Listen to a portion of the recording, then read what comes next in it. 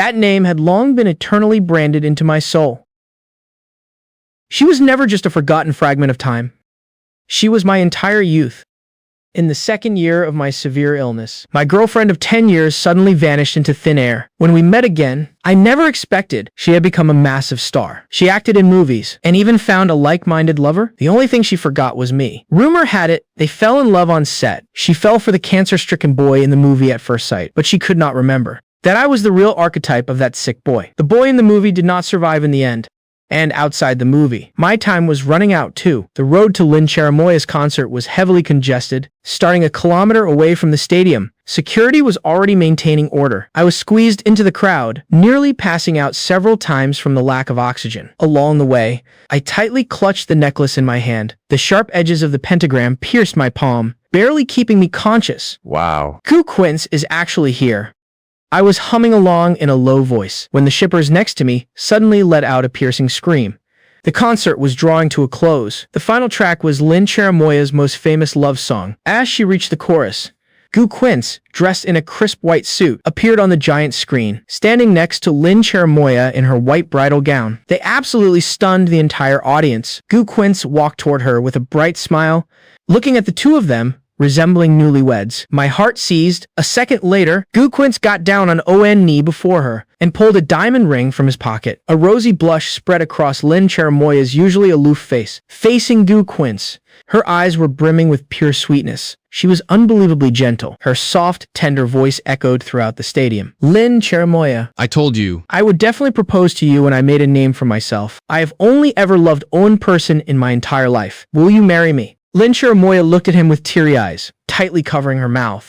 It took her quite a while to find her voice. Of course I will. As soon as she said that, Lin Cherimoya threw herself into Gu Quince's arms. He effortlessly picked her up, spinning her around several times. In that instant, the cheering seemed loud enough to pierce the heavens. The little girl next to me blissfully grabbed my arm. I absolutely love their movie, Love at the End of the Road. It is so touching. Thank God they actually ended up together in real life. I was the only ON wondering, how could she say yes? How could she accept him without blinking an eye? How could she? I stumbled blindly out of the crowd. I ran to a tree outside the stadium, leaned heavily against the trunk, and threw up uncontrollably until the world spun. My brain felt completely numb. A security guard uncle walked toward me holding a bottle of water. He seemed startled by my paper-white face. Young man, are you feeling unwell? Tears fell alongside the bile. I haphazardly wiped my mouth, my face flushed red. I am fine, just so heartbroken I could die. The uncle, still worried, stayed right by my side. It was not until I slowly caught my breath that he joked, Hey, do not tell me you are one of those hardcore husband fans of Lin Cherimoya. Did it break your heart to see your idol getting married to another man? You can't chase stars like that, kid. She is bound to have her own life, her own husband, and kids. Do not get too deep into it, or you won't be able to get out. I held the mineral water in my hands, even though it was the peak of summer and the night was stiflingly hot. My hands would not stop violently trembling. I did not know how to explain it. I was the boyfriend Lin Cherimoya had dated for 7 years. I was the boyfriend who promised to propose to her. I was the only person she had ever loved. The uncle looked at my pathetic, miserable state, sighed, and was about to say something else when I lurched forward and threw up again.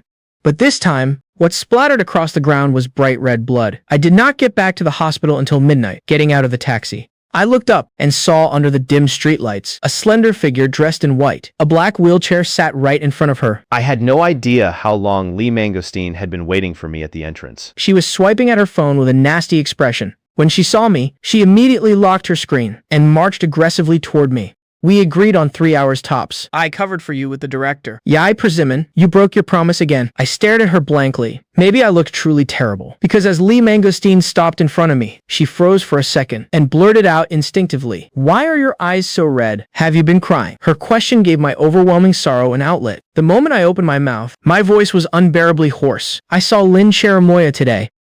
She is getting married. Lee Mangosteen looked at me, her eyes flashing with helplessness. Lee Mangosteen was the only person who knew about my relationship with Lin Cherimoya. While I was sick, Lin Cherimoya disappeared a few times. The first time she vanished, Lee Mangosteen scoffed. Look at the state of you, and you're still obsessing over romance. What if she just bailed on purpose? I stubbornly defended her. She would not. Lin Cherimoya is not that kind of person. I know her inside out. There is no way she would abandon me at a time like this. Lee Mangosteen wrapped her knuckles against my headboard. The smile on her lips was freezing cold, laced with mockery. This is the ICU. Even blood relatives with broken bones and connected sinews turn against each other over money in here, let alone a boyfriend and girlfriend. I could not be bothered to argue with her prejudice, so I quietly took the pills she handed me. Seeing my cold reaction, she gave me an irritated side-eye, but ultimately left me in peace. But the very next day, Lee Mangosteen got a hard slap in the face at the crack of dawn. Frantic knocking woke up Lee Mangosteen, who was on the night shift. As she described it to me later, she thought some beggar had sneaked into the hospital. Lynn Cherimoya was wearing a worn-out t-shirt and a construction worker's vest, and her hair and clothes were entirely caked in mud and dust.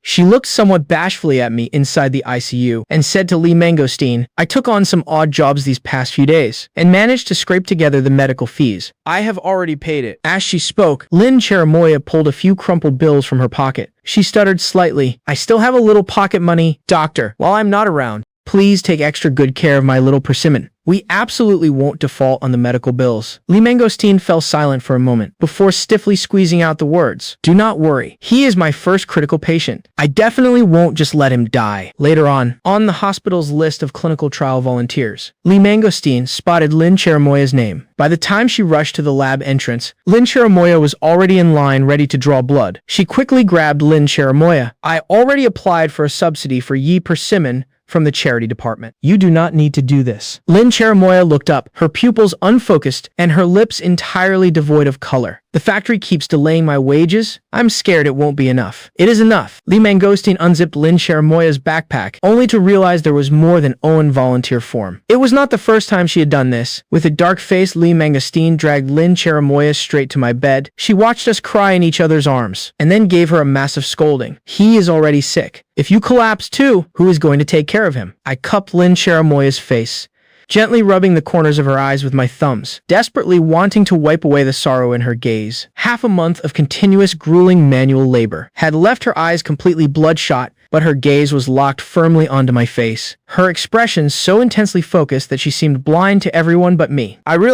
I just wish I could be the own sick instead of you." For the very first time, I could not hold it together. Tears instantly streamed down my face. I nuzzled my palm affectionately against her small face. "I promise I will get better afterwards." Lynn Cherimoya promised Lee Mangosteen that she would not make money by trading her health and life away anymore, before rushing off to her next odd job. After she left, Lee Mangosteen stood by my hospital bed. She stared at the peeled apple on the nightstand and the chicken soup Lynn Cherimoya had brought and remained quiet for a long while. I would always been incredibly picky about food. Only when Lynn Cherimoya cooked could I stomach a few extra bites. Ever since I got sick, I would lost my appetite entirely, so I would not waste away too quickly from the chemo. Even if she worked odd jobs until the dead of night, she would still rush to the hospital, borrow the cafeteria kitchen, and prep all my meals for the next day. Countless times, she was practically falling asleep on her feet. It broke my heart. I told her the cafeteria food was perfectly fine and tasty too. But Lynn Cherimoya just looked at me with deep earnestness. "You do not need to worry about me. Only when I see you eating well, can I finally find some peace of mind." In the end, Lee Mangosteen was forced to admit it. Lynn Cherimoya is a solid person. "You are very lucky." My nose was painfully stuffed up, making the words that came out sound terribly raspy. All I could do was open my phone and show Lee Mangosteen today's trending topics. The top headlines were exploding in dark red across the screen. Lee Mangosteen tapped on the very first video. Before she could turn the volume down, that familiar clear voice rang out from the crappy phone speaker, though slightly distorted. Lynn Cherimoya's tone was gentle, laced with a bright smile. "As you all know, I suffered some brain trauma in the past. Because of that, I forgot a whole lot of things. For a while, I felt like I was living at the bottom of an abyss. I was stumbling through every day in a daze, always feeling like I was searching for my own life. It was not until I met Gu Quince that I finally felt like I truly existed."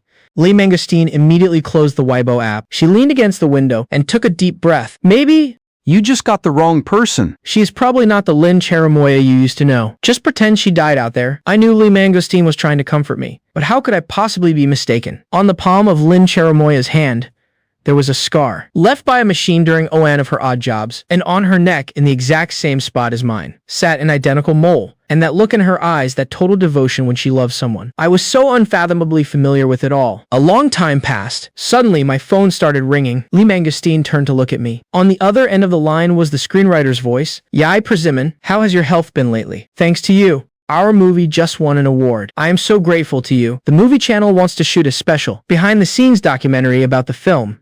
The lead actor Gu Quince has been dying to meet you in person, so tomorrow. Our core creative team is going to team up with the official channel crew to pay you a visit at the hospital. We have decided that all the proceeds from this documentary shoot will be donated entirely to you. Please do not say no. Okay. She was the screenwriter for Love at the End of the Road. She used to be a long-term resident at this very hospital. She suffered from severe depression and anxiety after taking her meds.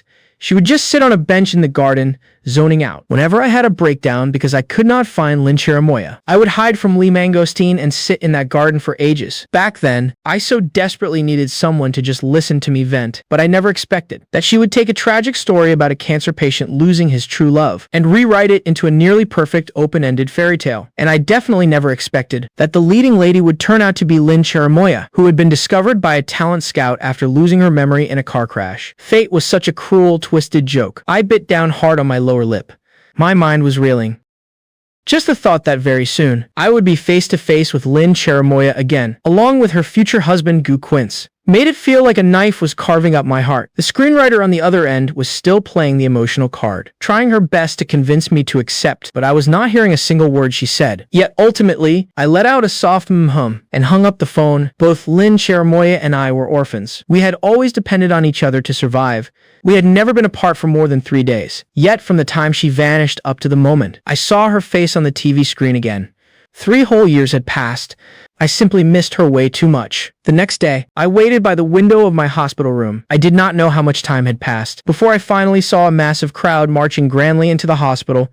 Turning around, I looked at Lee Mangosteen in a bit of a panic. I licked my dry, chapped lips. Looking like this. Do I look a bit weird? The night before, she had helped me buy a knitted beanie with fake hair attached to it. She even went to the mall to pick out a men's lip balm for me and asked the nurses in the inpatient ward to help me apply a little foundation. In the morning, Lee Mangosteen also brought a bouquet of incredibly fragrant jasmine flowers and arranged them in the vase by my bed. I asked her, "What is all this for?" Her expression was just a tiny bit unnatural. "Jasmine, it is just for looks." Seeing my usually ashen, deathly pale reflection in the mirror finally regained a tiny bit of color, my eyes instantly welled up with tears. The mangosteen stared at me intently for a moment, then suddenly reached out to adjust the fake hair near my temples. Her tone today was exceptionally soft, not weird at all. You look very handsome. "Do not be scared. We will be right here with you." Just as Lee Mangosteen finished her sentence, with her fingertips hovering barely a centimeter from my cheek, the door was suddenly shoved open. I scrambled back to my bed in panic, watching the crowd swarm into the room. I felt like someone had a death grip on my throat. I could not catch my breath. Reacting quickly, Lee Mangosteen grabbed me with one hand to steady me on the bed, while her other hand gently patted my back. It took a few minutes before I finally managed to breathe normally. I noticed the red light on the camera was already glaring at me. The screenwriter said with a bright smile, "Yai Persimmon, you and Dr. Mangosteen look exactly as I remember. You guys have not changed a bit." My eyes darted instinctively to the 2 people standing behind her. Lynn Cherimoya and Gu Quince were standing shoulder to shoulder, even without any overt physical touch. They radiated an intimacy that entirely shut out the rest of the world. Gu Quince's lips curled into a slight smile as he slowly approached my hospital bed. "Hello there, Yai Persimmon. I have been wanting to come visit you for a long time. I am so glad we finally get to meet today." He was infinitely more handsome than he looked on a phone screen. Even dressed in a simple white tee and jeans, he looked incredibly fresh. His dazzling radiance made me feel intensely ashamed of my own existence. I did not even dare to lift my head to look at him. If Gu Quince was a sunflower in full bloom, then I, who had been battling illness for years, could not even compare to a patch of withered weeds. I was just the dirt beneath his shoes, disgusting to look at. Gu Quince threw his arm directly around my shoulders, acting like we were old friends who had known each other for years. "Yai Persimmon, did you watch our movie yet?" I kept my eyes fixed downward and answered in a low voice, "I did. Many times. Just to play you right. I actually stayed in a hospital ward for half a month to observe, and went on a strict diet for over 2 weeks." Gu Quince looked down at my bony wrist poking out from my oversized sleeve, and let out a light laugh. "With your kind of metabolism that never gains weight no matter what you eat, You probably have no idea how jealous I was of you back then. A wave of humiliation washed over me. I turned my face away and tucked my hands securely under the blanket. I did not want Lin Chermoya to see me looking so emaciated, looking like nothing more than a walking skeleton. Seeing my reaction, Lin Chermoya walked around to the other side of the bed. Yai Persimmon, hello, I am Lin Chermoya. A few days ago, Quince and I went to the Temple of the Medicine King to get a peace charm for you. We wish you a very speedy recovery. Once you get all better, I hope you can come to my wedding with Quince. Her voice was incredibly soft, unbelievably gentle. It was as if she was terrified of disturbing me. But the gentler she was, the duller and more agonizing the blade carving into my heart felt. It was utter torture. Countless times my lips trembled. I wanted so desperately to tell her about our relationship, but the words refused to come out. From the pocket closest to her heart, Lin Chermoya pulled out a tiny little paper charm. It looked meticulously kept, smooth, and completely perfect. It did not even have a single crease. The screenwriter looked over at her and suddenly piped up, Yai Persimmon, did you know? When Lin Chermoya heard about your story, she immediately donated her entire paycheck from the movie to your medical fund. At the time,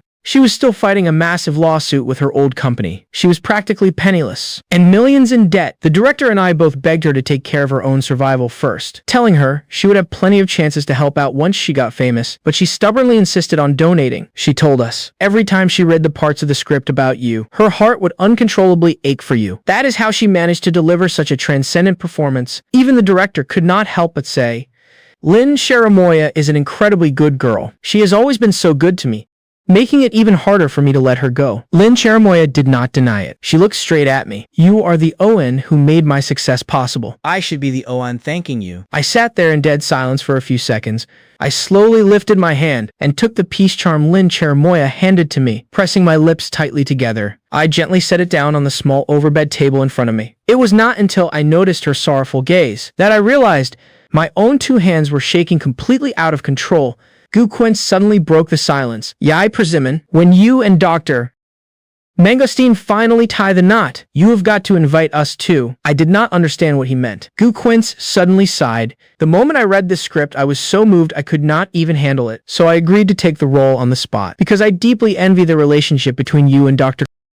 Mangosteen. I wish I could also have someone who would never abandon me. A lover who is always steadfast and sincere. I thought I would never meet someone that wonderful in my lifetime. Fortunately, your story led me to meet Lin Chermoya. I heard you're a fan of Lin Chermoya, so I specifically brought her autographed photo to give to you. Smiling brightly, he took the photo from his assistant. It was a picture of him and Lin Chermoya together. In the photo, Lin Chermoya was making a silly face at the camera, while Gu Quince stood beside her, watching her with smiling eyes, leaning in, as if he was about to kiss her cheek. Staring at this photo, I gradually stopped hearing whatever Gu Quince was saying. A harsh, deafening roar suddenly erupted in my ears. Li Mangosteen noticed something was wrong. She squeezed in from the corner and tightly gripped my wrist. She raised her voice, sounding a bit cold. I'm sorry. I have not seen your movie, and I do not understand your artistic embellishments. Yai Persimmon is my patient. Please do not bring the drama from your script into reality. He needs to rest. If there is nothing else to discuss, let us wrap this up quickly. Li Mangosteen looked at the screenwriter and director behind the camera.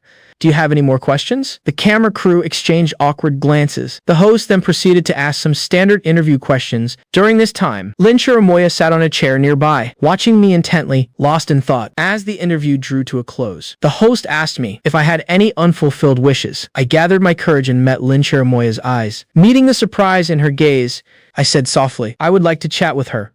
Just say a few words. Most of the crew were asked to leave by Li Mangosteen, using the excuse that a hospital room should not be too crowded. The only ones left were the cameraman, Lin Chermoya, and Gu Quince. I stared at their intertwined hands, gasping slightly with every word I spoke. Lin Chermoya, I am very curious. During the time you lost your memory, how did you get by? Lin Chermoya looked slightly taken aback. I woke up in the hospital. The first person I saw was a talent scout.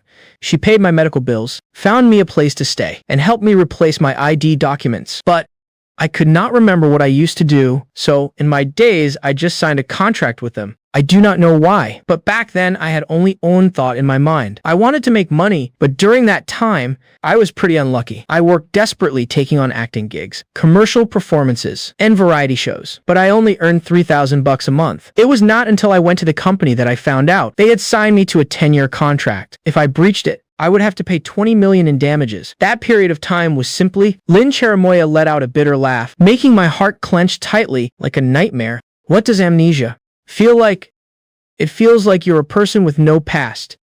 Everything is unfamiliar.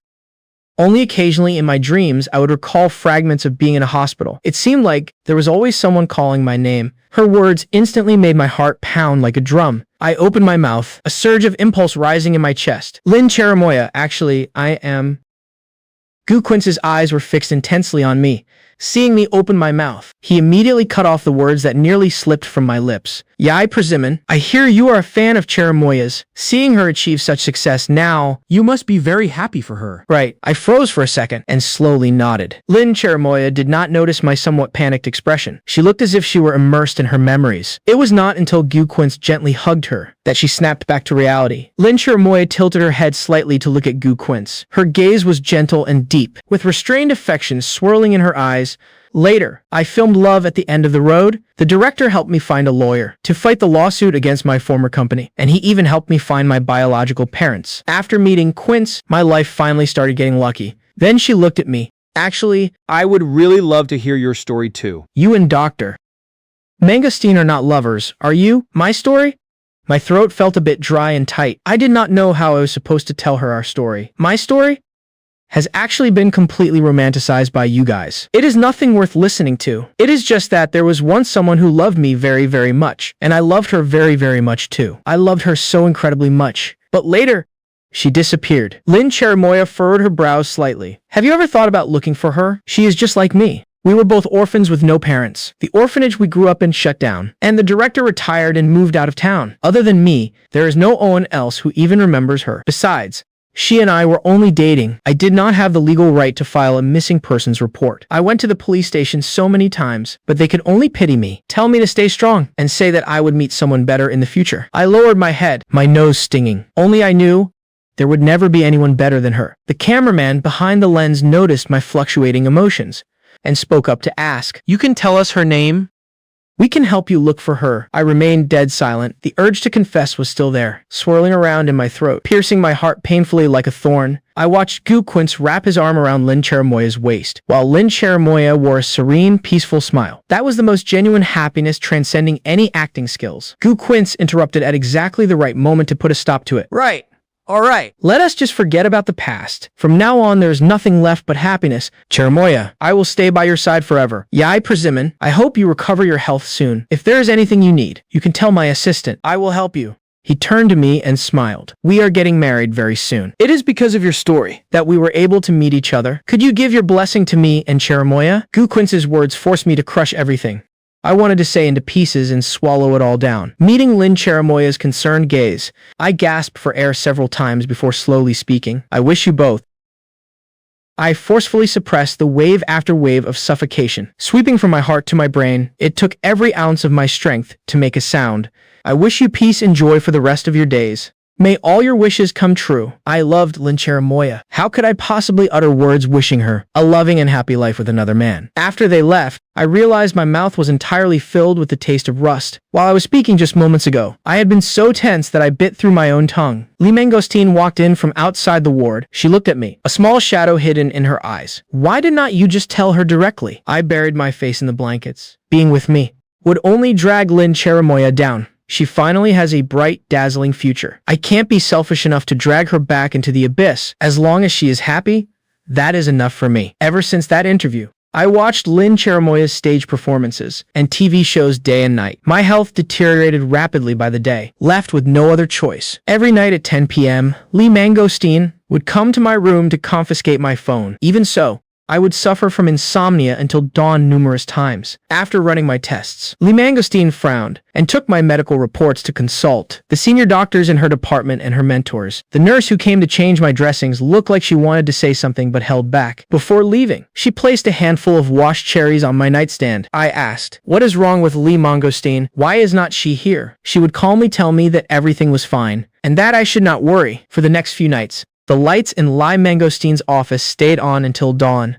I secretly saw that the papers she hid were covered in writing, dense, illegible medical jargon. I felt an unprecedented level of anxiety. When I first got sick, I was terrified of passing away at such a young age, leaving with so many things I still wanted to do undone. But now, Death was perhaps the best possible ending for me. A month later, the movie channel released the fully edited feature. I never expected that my name would one day appear on the trending list. Yai Persimmon's imperfect ending. I only found out after clicking on the hashtag that an entertainment account with millions of followers had used the song Farewell Letter to edit a montage of my life and quotes. It ended up going insanely viral for being too heartbreaking. There were probably marketing companies fueling the fire behind the scenes too. Netizens all commented that Lynn Cherimoya's acting was phenomenal, saying my gaze while looking at her was incredibly moving, as if I were looking through her to see my lost lover. As a result, they spontaneously started searching the comment sections for the person I mentioned. I had thought my words were brief enough and restrained enough, yet someone still managed to dig up the hospital I was in. People even claimed they had witnessed a girl keeping watch outside my ward. I was terrified.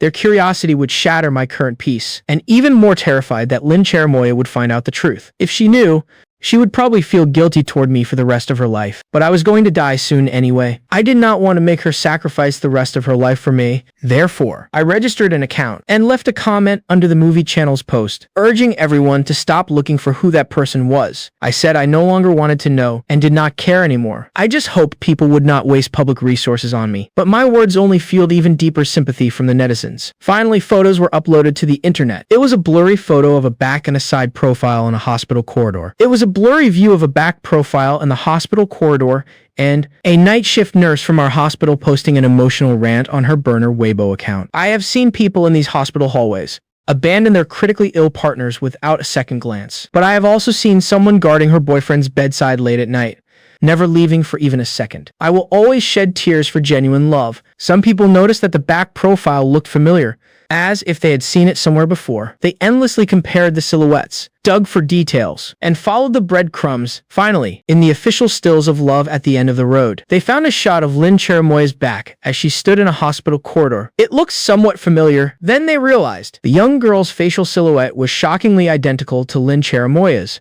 I quickly deactivated my Weibo account, hoping to stay far away from internet drama for the rest of my life. I went behind Lee Mangostein's back to seek out the department director. I told him I wanted to go on a trip to clear my head. The director, whose hair was entirely gray, gently pushed his glasses up his nose. He looked incredibly kind and grandfatherly. Mangostein said she absolutely has to cure you. For you? She even postponed her advanced studies in Germany. She is my most outstanding student. She is working so hard. I really should not let you run off wherever you please. However, I think getting out and walking around might be more beneficial for your condition. Just like that, dragging a nearly empty suitcase, I removed my SIM card and got ready to board the slow green train to the seaside. But halfway there, a car blocked my path. The person inside was wearing luxury sunglasses, revealing only the lower half of his face, but I still recognized him at a single glance. It was Gu Quince. Gu Quince's assistant invited me to get in. I stood rooted to the spot, unmoving for a long time. It was not until Gu Quince curled his lips, even though he was clearly smiling. His expression was nothing like his usual bright, clean demeanor. Instead, it carried a heavy sense of distance. I know that your girlfriend was Lynn Cherimoya. You do not mind having a chat with me, do you? I shifted slightly and finally got into the car. The car drove for over an hour into the suburbs before Gu Quince finally turned his head. He did not speak. The assistant and driver both tactfully got out of the car, leaving just the two of us inside. He sized me up and down through his sunglasses and slowly spoke. Actually, I heard your name a long time ago. When the Love at the End of the Road crew wrapped up filming, Lynn Cherimoya got drunk and fell asleep on my lap. She clutched my hand tightly, but kept murmuring two words over and over. Later, I chatted with the screenwriter and finally matched you to that name, but I kept deceiving myself, hoping it was just someone with the same first and last name. The moment you opened your mouth, I knew you were talking about Lynn Cherimoya. do you know how terrified I was that you would tell her the truth? You should know her better than I do. As long as she knows she betrayed her former lover to fall in love with me, she will inevitably plunge into endless agony. Gu Quince took off his sunglasses as he spoke. I noticed the obvious dark circles under his eyes. He did not look as flawlessly polished as usual.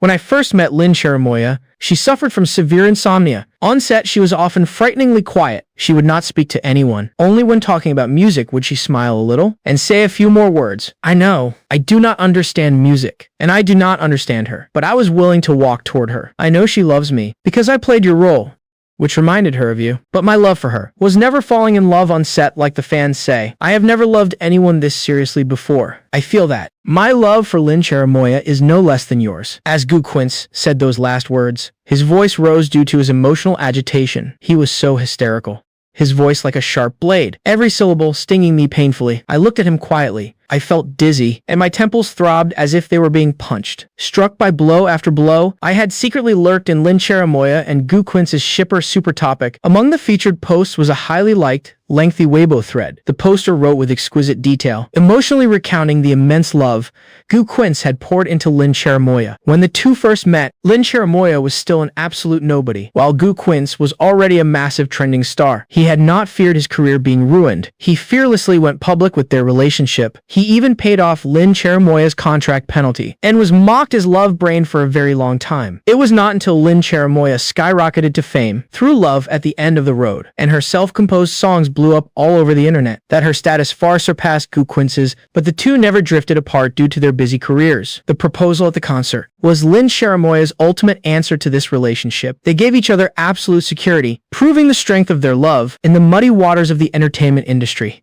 The poster finally concluded, if Gu Quince and Lin Cherimoya ever broke up, she would never believe in true love again. Every word of that post was deeply jarring. Gu Quince's love was unforgettable and profound, making my past with Lin Cherimoya seem all the more insignificant in comparison. If I truly tore them apart, I would become the greatest villain in history. I even wondered, did God arrange that car crash to give Lin Cherimoya amnesia, just so she could completely guilt-free shake off a burden like me and meet someone better? We sat in silence looking at each other. Finally, Gu Quince put his sunglasses back on, hiding his reddened eyes.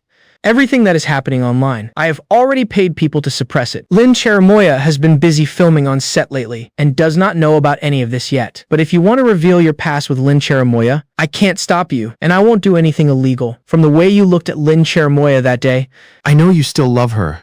that is why I felt so hostile toward you at the time. I can apologize to you. I can even kneel down and beg you. I will agree to whatever you ask of me, but if you truly want her to be happy, then please, bury all of this in your heart. He was right. Even if I exposed my identity and told Lin Cherimoya that I was her real boyfriend, what good would it do? Public opinion would only side with Gu Quince because his love was so incredibly great and selfless, making me look like a rat in the gutter. By contrast, he was the ON who pulled Lin Cherimoya out of the abyss. Everyone had witnessed it, and Lin Cherimoya's future would only be destroyed by being dragged down by me. She was such a kind, gentle person. If she knew the truth, she would only be torn apart between me and Gu Quince. I heard, "You wanted to go out for a walk." Gu Quince stayed silent for a long time, then took out a signed check from his bag, left blank with no amount written, and placed it on my lap. "I do not know where you want to go, and I rarely travel myself, so I can't really give you recommendations. Just treat it as my treat for your trip. Once you're in a better mood, come back and get proper treatment. Do not worry about the medical bills. I can hire the best doctors for you. There is no need." I cut him off softly. "You do not need to feel guilty towards me or try to compensate me." I could feel Gu Quince's breath catch slightly. In that moment,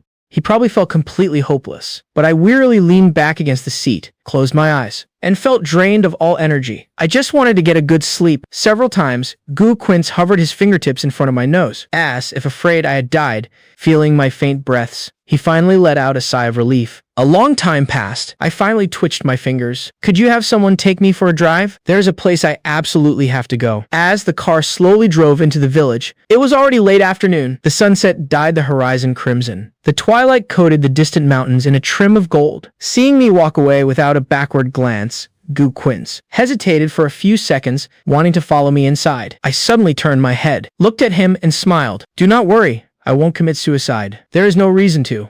"Here," I said, pointing at a small red-roofed house atop the hill, "is the orphanage where Lin Cherimoya and I used to live, and it is the very last memory I have left of her. Now, I'm the only Owen who still remembers. This is all I have left. Please do not come and disturb me anymore." Gu Quince froze for a moment. Finally, he looked away. His voice was very soft, already laced with unshed tears. "I'm sorry." I ignored him. It had rained in the mountains the night before, leaving the ground covered in thick mud. Dragging my feet step by step, I walked up the pothole-ridden dirt path. It took every ounce of strength I had left. Actually, I used to have great stamina. Lin Cherimoya, on the other hand, was tiny and delicate. When we were little, the school was at the foot of the mountain, and the orphanage was at the very top. Us kids had to leave while the sky was still bright.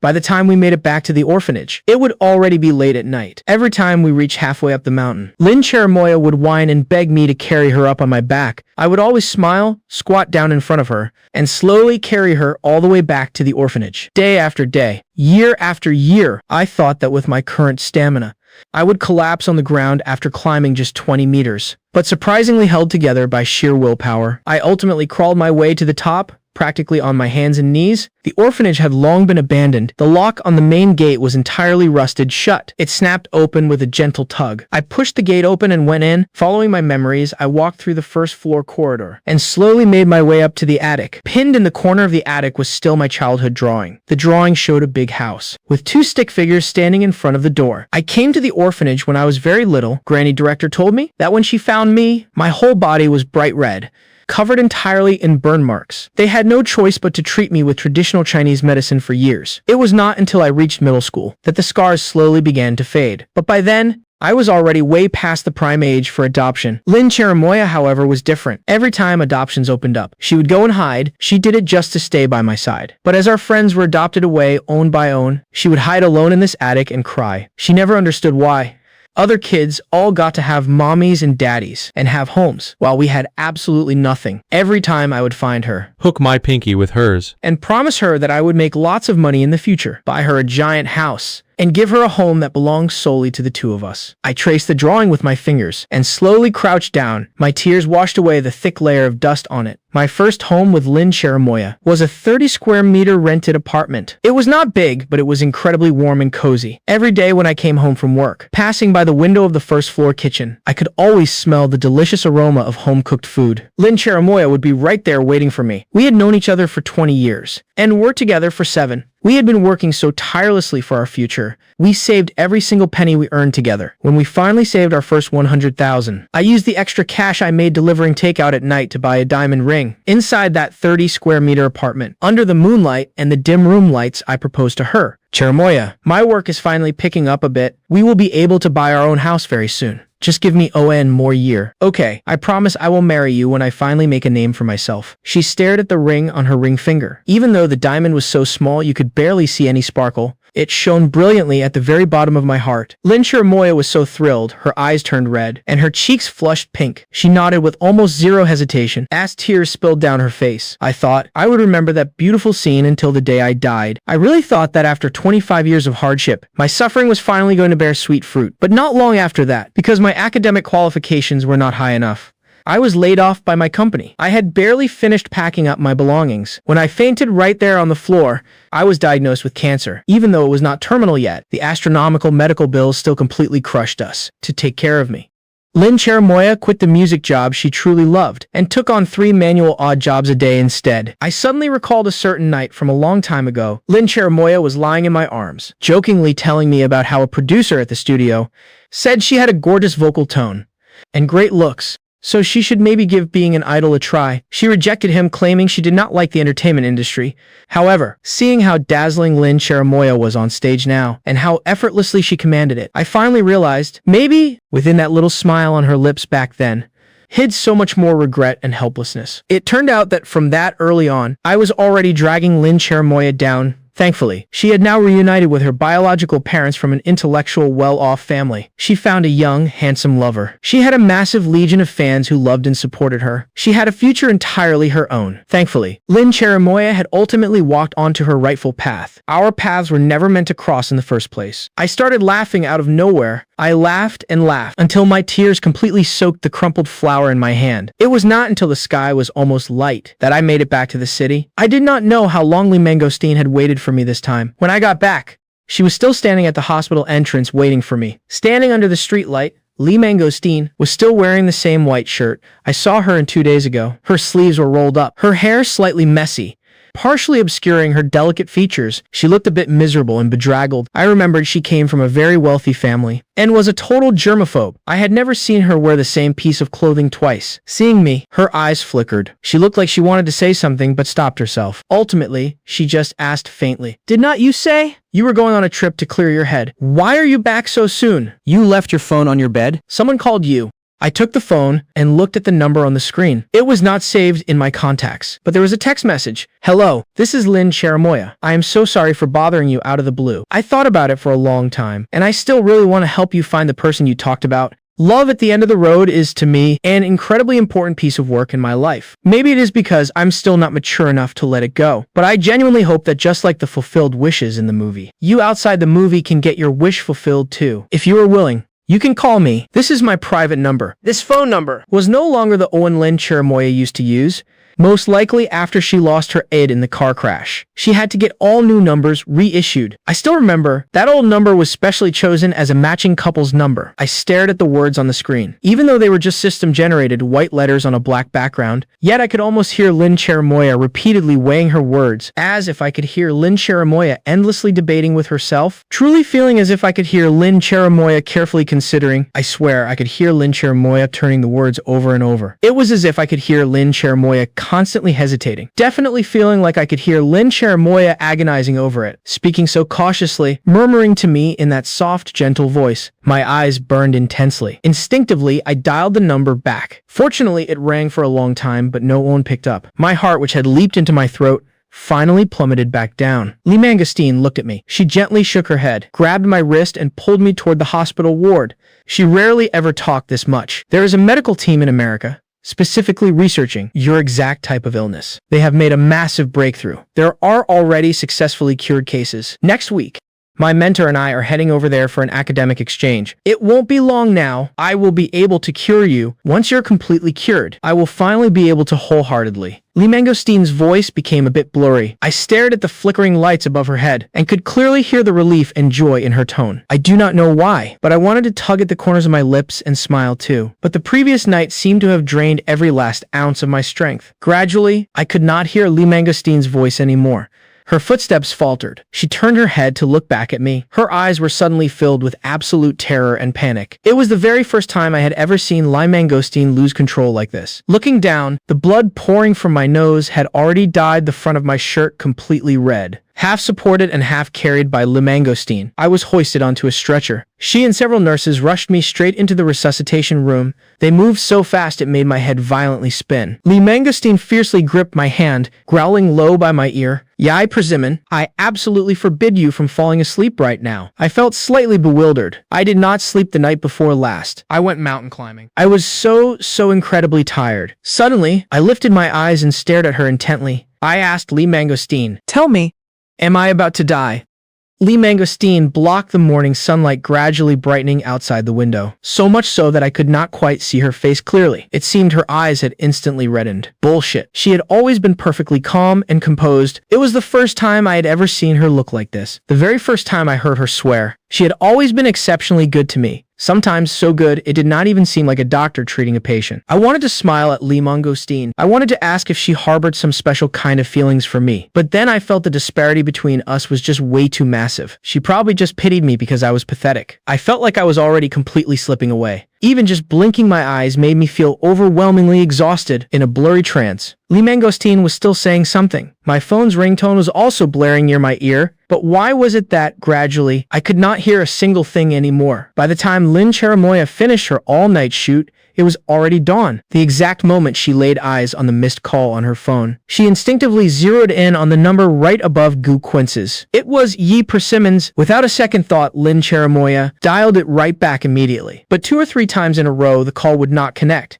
It was barely past 6 a.m. Maybe he had fallen asleep again. Lynn Cherimoya just felt that, ever since she met the real Yi Persimmon during that interview, that young man's delicate, deathly pale face had been completely lingering in her mind, impossible to shake off, like a fishbone permanently lodged in her throat. Sometimes, even when looking at Gu Quince, her thoughts would unknowingly, uncontrollably, drift toward that hospital room carrying the faint scent of jasmine. While filming, Lynn Cherimoya had developed a very deep emotional knot just from reading the script alone. She had shed tears for the male lead countless times. After filming, it took her an agonizingly long time to step out of character. That was why she desperately wanted to help Yi Persimmon fulfill his wish. Perhaps only when Yi Persimmon finally lived a happy life could she completely extricate herself from love at the end of the road and return to her own real life. Since the call did not go through, Lynn Cherimoya paused for a moment and sent a text back to Gu Quince. Unexpectedly, Gu Quince called her right away. His voice sounded remarkably hoarse, as if he had not slept for the entire night. "You finished filming?" yeah, "It will officially wrap up in a few more days." Gu Quince stayed silent for a very long time. Lynn Cherimoya could hear his breathing over the phone, rising and falling unevenly on the other end.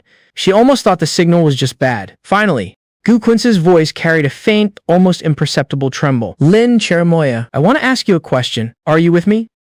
And did you accept my proposal because you truly love me? Or is it because you filmed love at the end of the road with me and can't step out of character? Or is it because I helped you in the past, so you feel like you absolutely have to marry me? To repay me? What is wrong? Lin Cherimoya was caught off guard. If I did not love you, why would we even be together? Then, can you distinguish whether you actually love me, Gu Quince the person? Or if you just love the character? She initially thought the answer would effortlessly roll off her tongue. But after thinking it over, Lin Cherimoya realized she genuinely did not know how to answer. Ultimately, she chose the simplest response of all. I love you. Upon hearing this, Gu Quince broke into a tearful smile. The two of them chatted for a little while longer before hanging up the phone. Lin Cherimoya leaned against the edge of her bed. She looked at the photograph she always carried with her, resting on her nightstand. It was Gu Quince's makeup test shot from Love at the End of the Road. He had lost 10 pounds for the role, sitting on the bed wearing an oversized, baggy hospital gown. He looked incredibly thin and frail, so fragile it seemed he might shatter at any moment. Right as the photo was being taken, the director happened to call out, "Cut."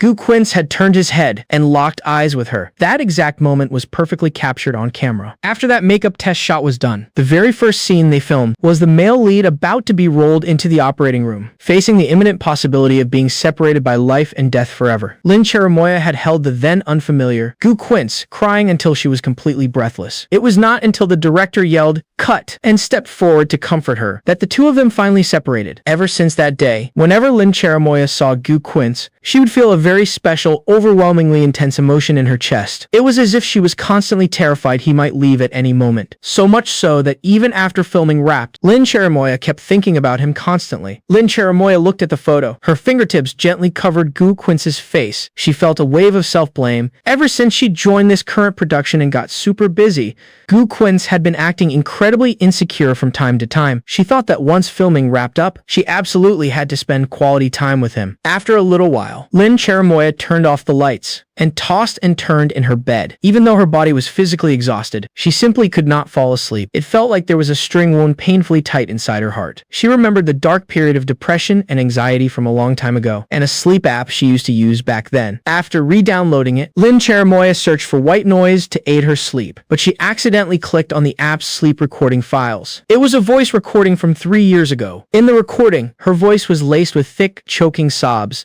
completely broken and fragmented. Yai Persimmon, please wait for me. I'm going to make the money soon. Yai Persimmon, we are going to cure your illness right away. Yai Persimmon, the phone fell onto the carpet with a dull thud, but Lin Cherimoya was completely oblivious to it. It was as if the entire world had vanished, leaving only the recording of her desperately, stubbornly sobbing self, crying out over and over again, Yai Persimmon. Every single syllable felt like a red-hot iron needle, viciously stabbing directly into her temples. It was not just fragmented flashes. It was not blurry, faded imagery. It was a raging, surging, utterly unstoppable torrent. All those years Lin Cherimoya had completely forgotten. All that profound love and agony carved deeply into her very bone marrow, instantly pulverized the dam holding back her memories. The freezing wooden bedboards at the orphanage, the warm, broad back of Yi Persimmon as he carried Lin Cherimoya up the mountain, that tiny little diamond ring glinting under the dim yellow lights of their rented apartment. Yai Persimmon curled up in absolute agony on his hospital bed, yet still forcing a pale, comforting smile for her. The smell of chicken soup bubbling in the pot as she dozed off in the kitchen late at night. And then that heart-shredding, lung-tearing terror, watching Yi Persimmon grow visibly weaker day by agonizing day, while she fought with every last drop of her blood, yet could never catch up to the Reaper's footsteps. That absolute suffocating despair. A completely shattered, agonizing wail tore through her throat. Lin Cherimoya could no longer hold herself up. Her knees buckled and she collapsed hard onto the carpet. Her heart felt as if it had been seized by a freezing hand and completely pulverized. The violent, excruciating pain forced her to curl into a tight ball. Tears burst forth like a shattered dam. It was not a silent, gentle stream of tears. It was a hysterical, throat-tearing wail, as if she were trying to scream out all the displaced pieces of her soul from these past years. Yai Persimmon. Yai Persimmon. Lin Cherimoya screamed out that name over and over again. Her voice was so entirely hoarse it sounded inhuman.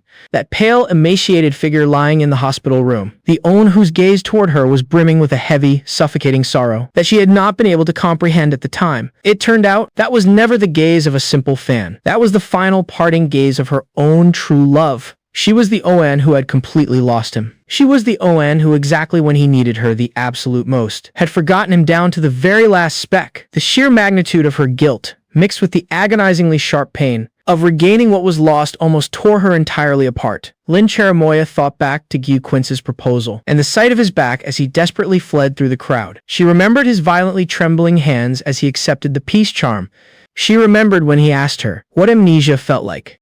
The agony that was practically overflowing from his eyes. An agony belonging solely to Yi Persimmon, never a fan. It turned out, every single time their paths crossed again. To him, it was akin to undergoing death by 1,000 cuts. Her phone screen stubbornly remained lit up. It stayed frozen on the screen, showing the recording had ended. Lin Cherimoya, her hands violently shaking, practically crawled over the floor to grab it. Wet, hot tear stains still smeared across the screen. She stared dead at that audio file, as if it were the solitary bridge connecting her to her past. And then, like an absolute madwoman, she dialed that missed number from the early morning. This time around, it did not ring endlessly without an answer. After an agonizingly long dialing tone, a cold, deeply exhausted female voice came through. "Hello, DR. Mangosteen." Lin Cherimoya was choking on her sobs so fiercely she could barely form a full sentence. This is... Lin Cherimoya. Yi Persimmon. How is Yi Persimmon doing? Where is he right now? I need to see him. Every single word was soaked in uncontrollable sobbing and utter desperation. The other end of the line fell dead silent for several seconds. Lee Mangosteen's voice carried a tight, strained hoarseness. "Miss Lin." You? She seemed to suddenly realize what had happened. Her tone instantaneously became urgent. "He is currently in the intensive care unit. His condition is extremely critical, multiple organ failure. He has already fallen into a coma. I am coming right now." Lin Cherimoya violently shot up from the floor. A wave of intense dizziness smashed into her, but she forcefully kept herself upright, blowing through countless red lights along the way. She practically bolted right into the hospital. Lee Mangosteen was already waiting by the elevators. She looked utterly drained and haggard. The dark circles under her eyes were incredibly heavy. Even her signature, pristine white coat was wrinkled. Lin Cherimoya desperately grabbed Lee Mangosteen's arm. Her grip was startlingly strong. "How is he doing?" Lee Mangosteen stared straight at her bloodshot eyes, and the wet tear tracks entirely covering her face. Her gaze was incredibly complex. Shock, realization, ultimately dissolving into a vast, heavy field of sorrow. Still in a coma, his brain was deprived of oxygen for quite a bit too long, coupled with his already terrible physical foundation. She paused for a moment. Her voice sounded extremely dry and tight. "That medical research team in America, we finally managed to contact them. Gyu Quince pulled strings through his father's connections to reach them. They have completely reviewed Yi Persimmon's medical files, were extremely interested, and believed it was a case well within their research scope that they could attempt to treat. The experts are already on a plane here." Gyu Quince. Lin Cherimoya froze, and immediately a deeper wave of sorrow surged in her heart. He knew. Yi Persimmon is inside. Lee Mangosteen pointed at a heavy isolation door. "Go in and talk to him." The doctor said that a familiar voice might help.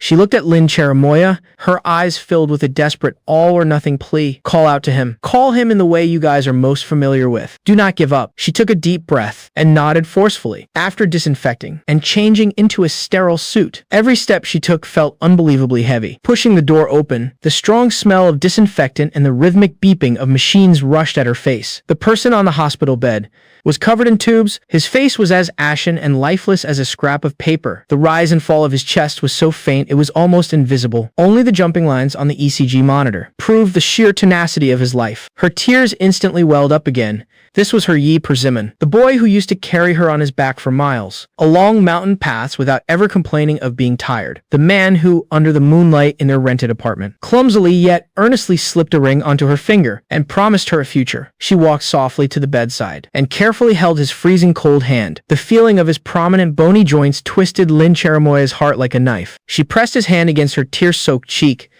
leaned over, and brought her lips close to his ear, using every ounce of her gentleness and strength. Just like she had done countless times in the past, she softly called out to him. "Yi Persimmon." Her voice was choked with sobs, yet carried a familiarity that transcended time itself. Yi Persimmon, it is me.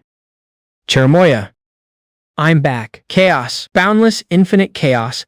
I had no idea what was happening outside. My consciousness was sinking into a boundless, bone-chillingly cold darkness, like a continuously sinking reef. Exhaustion. An exhaustion that seeped deep into my very marrow, pulling at me, tempting me to give up the struggle, and sink completely into eternal nothingness. Maybe ending it all right here would not be so bad. Cherimoya had found a good place to belong. Gu Quince could give her everything I could no longer provide. It was enough, right on the very precipice of giving up. A faint, yet piercingly sharp sliver of light forcibly tore through the thick curtain of darkness. It was not a light I could see, but rather a feeling, like a long, long time ago, in the dead of night when the orphanage lost power. Cherimoya was trembling with fear, her tiny hands tightly gripping the corner of my shirt, as she softly hummed an out-of-tune nursery rhyme through her tears. That sense of reliance and warmth pierced right through the terror. Immediately after, a voice broke through layers and layers of obstacles, carrying a familiarity that made my very soul tremble, and struck directly at the deepest depths of my consciousness. Yai Persimmon?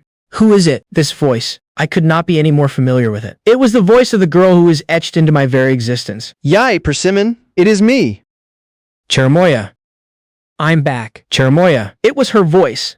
She was calling me Yi Persimmon. She was back. She remembered. A massive shockwave surged through my chaotic consciousness like an electric current. She remembered those memories I had buried deep in the bottom of my heart, the memories I treated as priceless treasures yet caused me agonizing pain. She had remembered them all. An unprecedented, fierce will to live suddenly gripped me tight. I had to answer her. I had to open my eyes. I had to see her. I could not. My body was so heavy, like it was filled with freezing liquid lead. I could not move. I could not move even a little bit. My consciousness felt trapped in a quagmire. The harder I struggled, the faster I sank. Cherimoya's sobbing was right by my ear, shattered, and filled with the agony of boundless remorse. It is my fault. I am a jerk.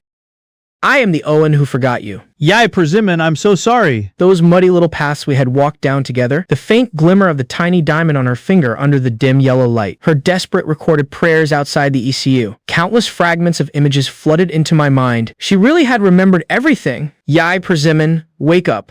I forbid you from leaving. Do you hear me? Her despair and her commands lashed against my numb nerves like a whip.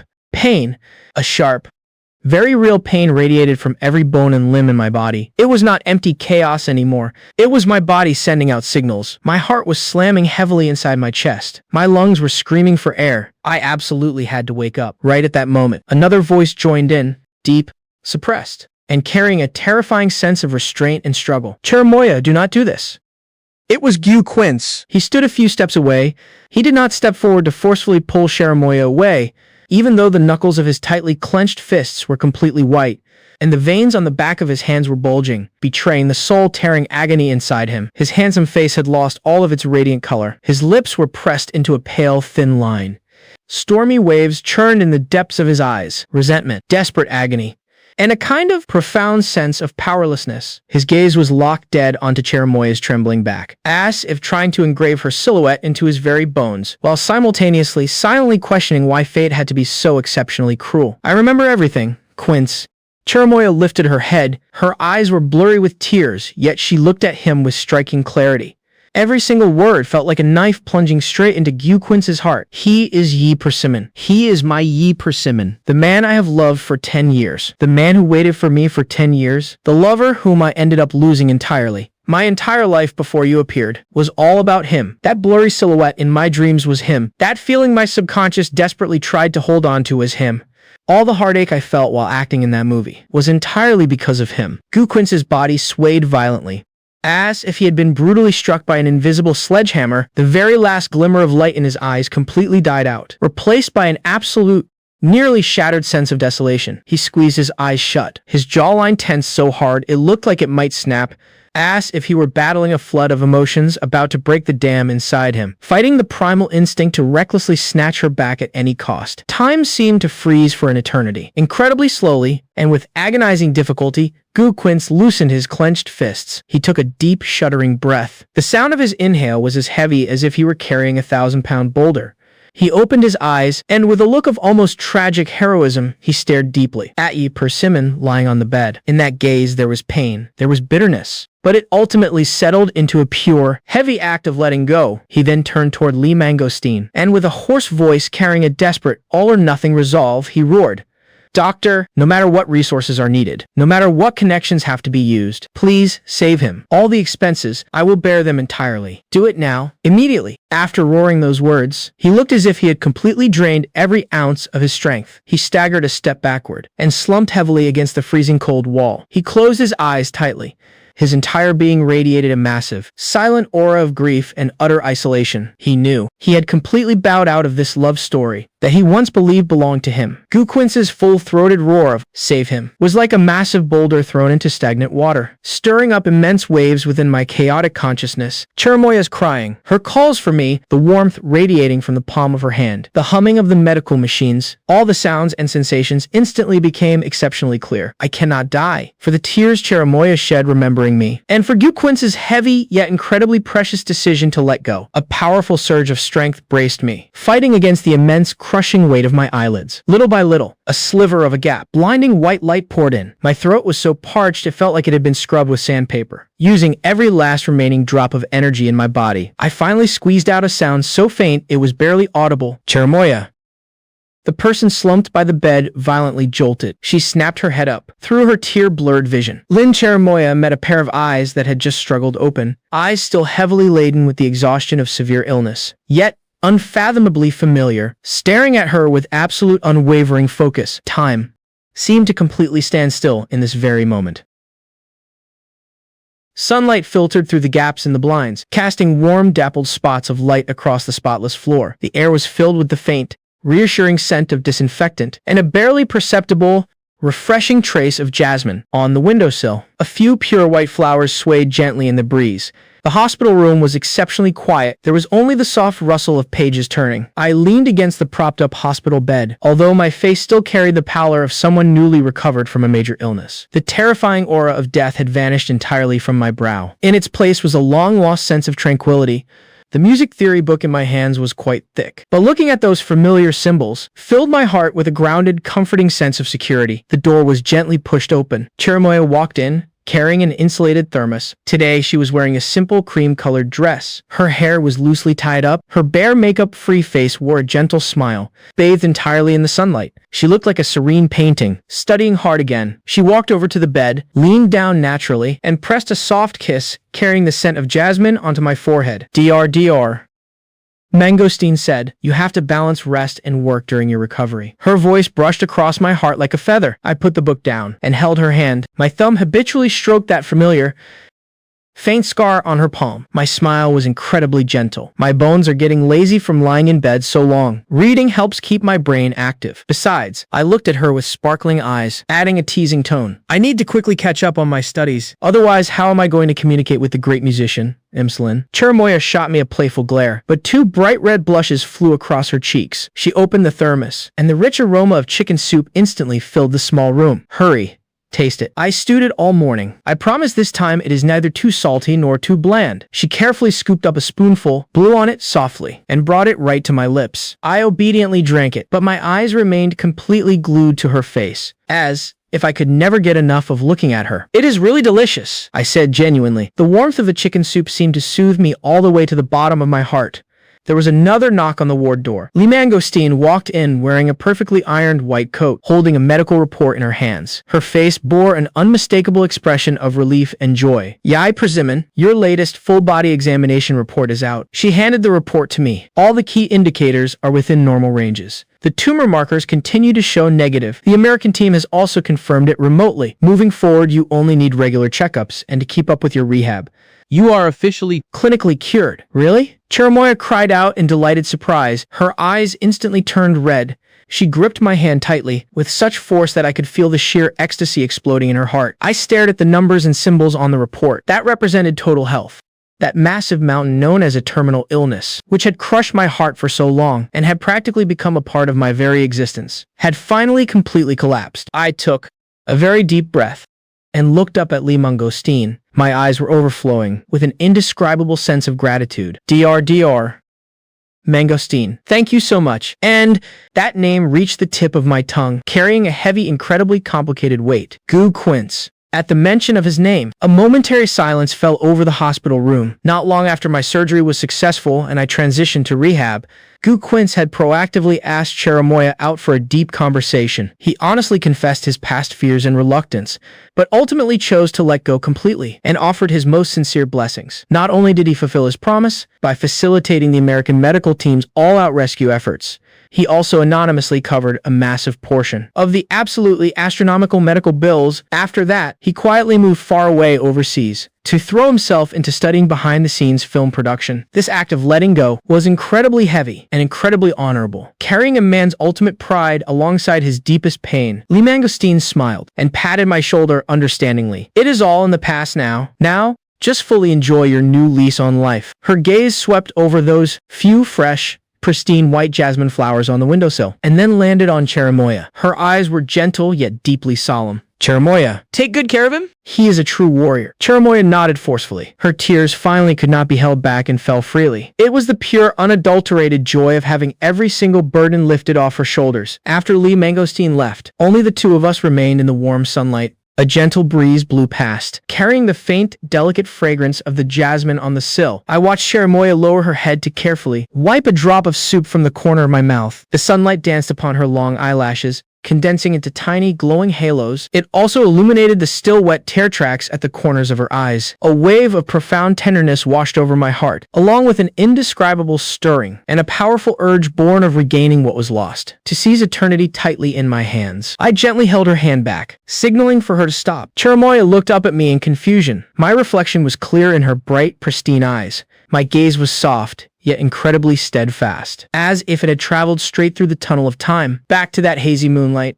In our tiny 30-square-meter, love-filled apartment all those nights ago, my other hand, moving with a bit of difficulty and an almost devout solemnity, reached under my pillow and fumbled around. Under my gaze, Cherimoya's heartbeat inexplicably began to race. Finally, I pulled out a small navy blue velvet box. The box was very old. The edges were even a little worn and fraying, bearing witness to the long passage of time. I took a deep breath and slowly opened the lid. Lying quietly inside was not some dazzling brand new diamond ring. It was that exact same tiny, old ring with the barely visible diamond from all those years ago. It had been meticulously polished. Under the sunlight, it reflected a plain, yet exceptionally warm and unwavering light. It carried our very beginnings, all of our hardships, our love, and a promise that had never ever faded. I watched as Cherimoya's eyes instantly widened and quickly filled to the brim with crystal clear tears. My voice was low and clear, carrying a barely perceptible tremor, yet brimming with unprecedented strength and rock-solid solemnity. Cherimoya, back then, in that tiny rented apartment, with the moonlight shining in your eyes, I promised you that I would marry you when I finally made a name for myself. I paused, my gaze sweeping tenderly over that old ring, before looking deeply back into her eyes. At the time, I thought making a name for myself meant a tangible house, status, and wealth. I thought I had to wait until I possessed all of those things before I was truly worthy of you, before I had truly fulfilled my promise. But